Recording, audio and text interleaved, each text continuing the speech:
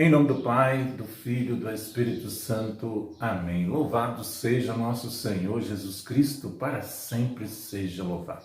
Meus irmãos e minhas irmãs, nós estamos aqui mais uma segunda-feira, falando sobre o purgatório, o que a igreja ensina em cima deste livro que o professor Felipe Aquino escreveu, pegou a maioria dos temas, a maioria, eu acredito que tudo o professor Felipe Aquino pegou em cima do catecismo da Igreja Católica e em cima também dos documentos da Igreja Católica, ok? Você pode se inscrever no nosso canal, dar um joinha aí, Ir lá se inscrever, ir lá no sininho, apertar, se eu não me engano, ao lado direito ou ao lado esquerdo, está escrito inscreva-se de vermelho. Você também que nos assiste através do Facebook, é muito importante que você se inscreva através do nosso canal, ok? Porque aí você vai estar nos ajudando a divulgar a palavra de Deus. Muito interessante também que você assista a pregação toda. Não deixe lá no meio, porque no final, de repente, tem coisas mais importantes do que no início, Ou todas são importantes, Então vamos lá. O tesouro espiritual da igreja. Com a sua encarnação e paixão, Jesus adquiriu um tesouro infinito de graças para a humanidade diante de Deus e confiou esse tesouro à sua igreja. A chave desse tesouro foi dada a Pedro e aos seus sucessores. Quem é Pedro hoje, É a pessoa do Papa Francisco, ok? A Santa Catarina de Sena, nos diálogos, escreveu essa palavra do Pai. Foi na dispensa da hierarquia da igreja que eu guardei o corpo e o sangue do meu filho. Não é só no tesouro da Eucaristia, mas todos os méritos de Cristo foram confiados à igreja. Falando desse tesouro da igreja, o catecismo ensina que eles são os bens espirituais da comunhão dos santos, que não é uma soma de bens comparáveis às riquezas materiais acumuladas do decorrer dos séculos, mas um valor infinito e inesgotável que tem junto a Deus e às expiações dos méritos de Cristo nosso Senhor, oferecidos para que a humanidade toda seja libertada do pecado e chegue à comunhão com o Pai. É em Cristo, nosso Redentor, que se encontram em abundância as satisfações e os méritos da sua redenção. O Papa Paulo VI nos ensina também que pertencem, além disso, a esses tesouros, o valor verdadeiramente imenso, incomensurável e sempre novo que tem junto a Deus as preces e as boas obras do bem-aventurada Virgem Maria e de todos os santos que, segundo as pegadas de Cristo, nosso Senhor, por sua graça e santificarem e totalmente acabaram a obra que o Pai lhes confiara. De sorte que, operando a própria salvação, também contribuíram para a salvação dos seus irmãos na unidade do corpo místico. O fundamento da doutrina das indulgências está, portanto, baseado no dogma da comunhão dos santos.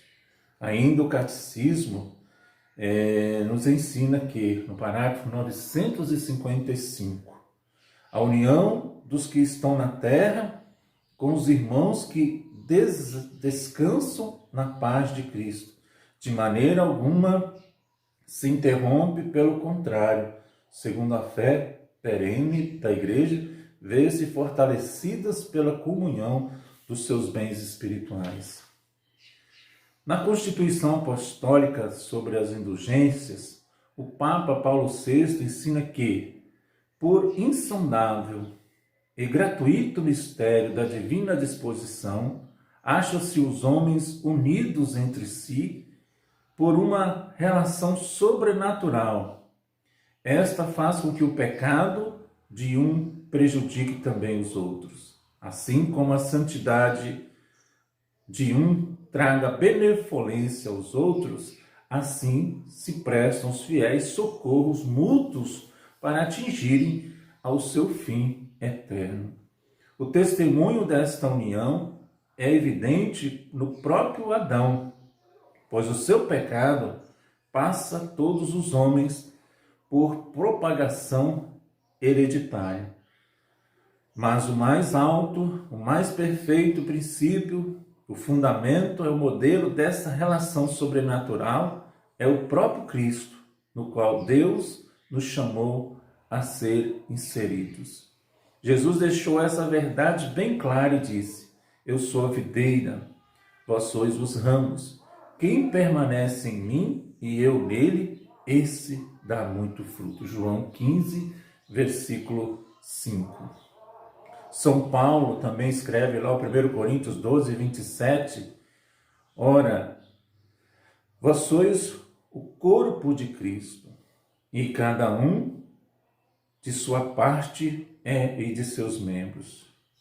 Romanos 12, versículo 5, nós, embora sejamos muitos, formamos em Cristo um só corpo, e cada um de nós somos membros um dos outros.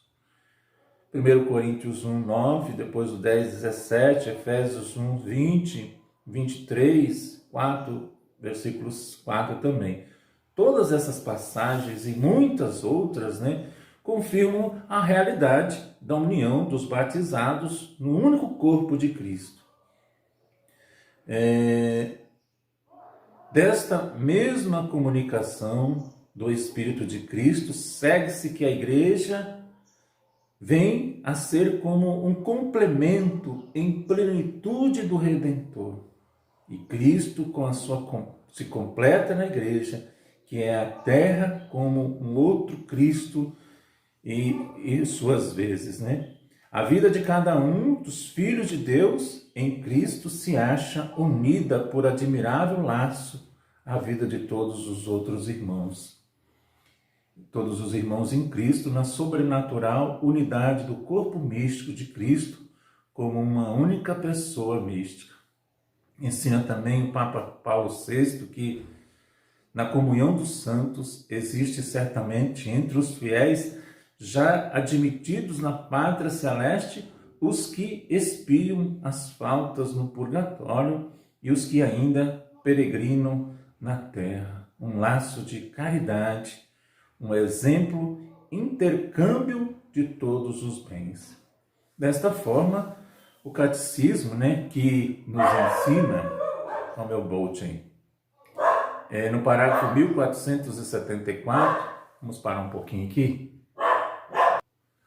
É isso aí, o Bolt não pode ver o homem do cloro e também o correio, que ele dá logo o seu sinalzinho, Então, continuando, meu irmão, no parágrafo 1474, que a gente parou, o cristão que se preocupa purificar-se de seu pecado, santifica-se com o auxílio da graça de Deus. E da graça de Deus não está só. A realidade e a beleza da comunhão dos fiéis no corpo místico de Cristo garante que cada um se beneficia da santidade dos outros, bem para além do prejuízo que o pecado de um possa ter causado aos outros. Assim, o recurso à comunhão dos santos permite ao pecador contrito ser purificado mais cedo ou mais eficazmente das penas do pecado. No parágrafo 1475. Portanto, garante a Igreja que podemos auxiliar os nossos irmãos falecidos, uma vez que os fiéis defuntos em vias de purificação também são membros da mesma comunhão dos santos. Podemos ajudá-lo obtendo, para além eles indulgências, para a libertação das penas temporais devida aos seus pecados. No Catecismo da Igreja Católica, no parágrafo 1479.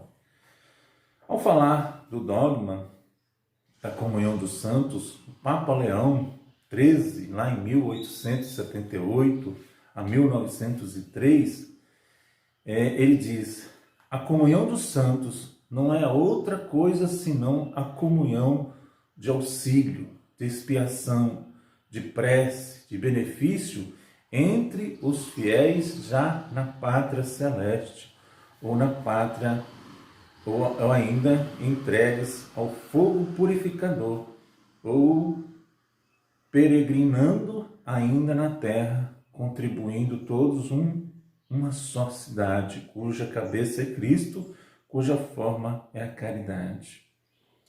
O Pio XII, ensina que, de tal maneira, Cristo sustenta a igreja, que ela é como uma segunda personificação de Cristo. Lembra-se mesmo o Papa que, de tal forma, Cristo se identificou com a igreja, o seu corpo, que quando Paulo a perseguia, ele gritou do céu: Saulo, Saulo, por que me persegues? Atos capítulo 9, versículo 4. Isso quer dizer o seguinte: quando nós perseguimos, quando nós falamos mal, criticamos algum membro da igreja, nós estamos criticando a pessoa de Jesus Cristo. Porque aqui ele disse, Saulo, Saulo, por que me persegues? Você persegue a igreja, você persegue a Cristo. O Papa Leão X, diz, legado papal também é dispersar o tesouro dos mestres de Jesus Cristo e dos santos.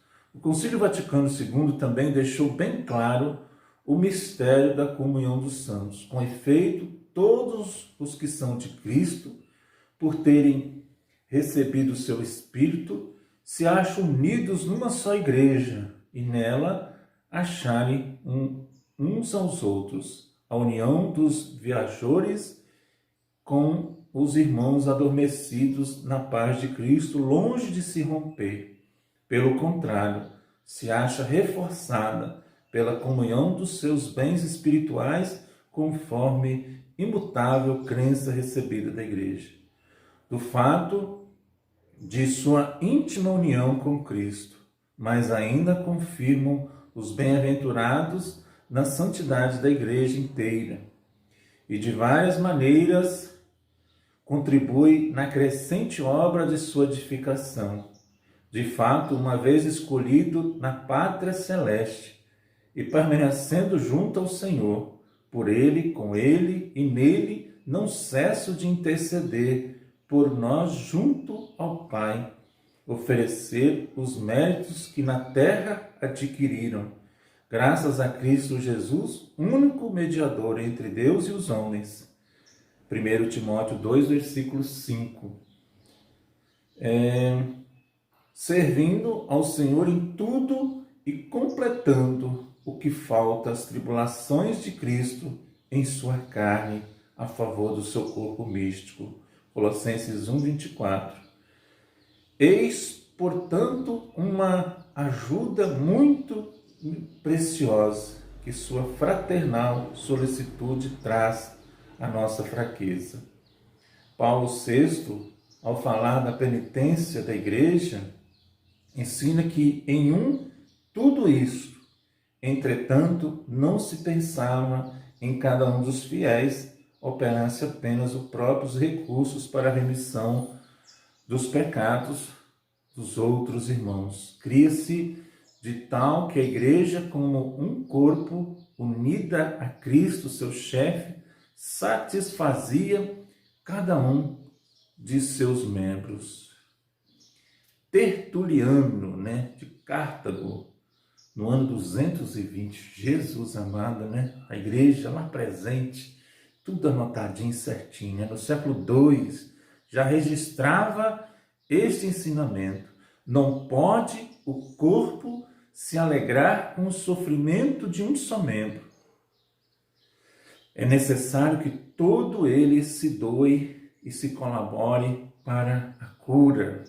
Num e no outro estão a igreja, já que a igreja é Cristo. Portanto, quando se ajoelha junto ao irmão, abraças a Cristo, suplicas a Cristo, de modo semelhante.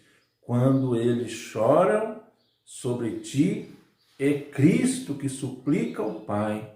O Filho sempre alcança facilmente o que pede. Meu Deus do céu, sangue de Jesus tem poder.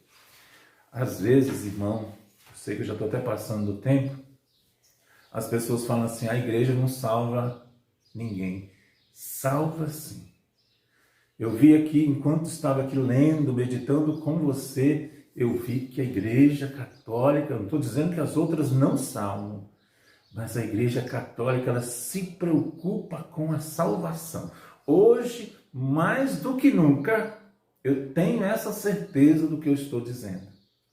A igreja católica, ela tem mais meio do que as outras, por favor, não é diminuindo nenhuma.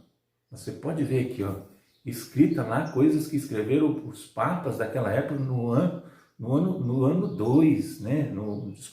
Em 220 lá,